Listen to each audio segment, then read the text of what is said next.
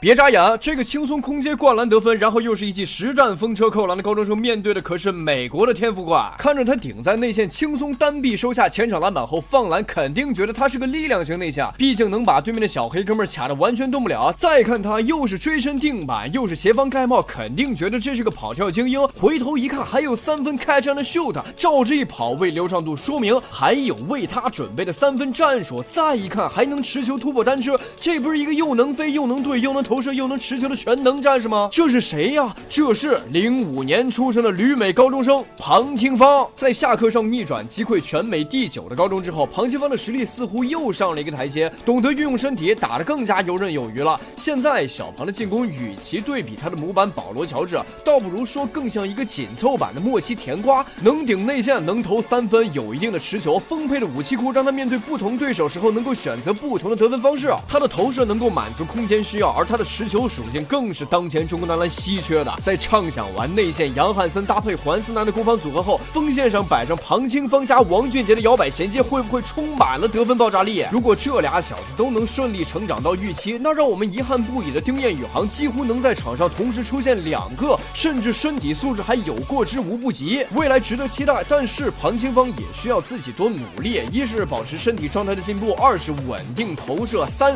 是学会防守意识，而非利用身体优势去打球。最重要的还是学会多思考。2023年因为一些言论未能入选 U19， 应当做好反思。NBA 的刺头变成流浪汉的可不少，还是要成为一个聪明的人，才能打出最顶尖的篮球水准。那么朋友们看了视频，你们觉得庞清芳更像安东尼还是泡椒呢？他能一步一个脚印走到 NBA 吗？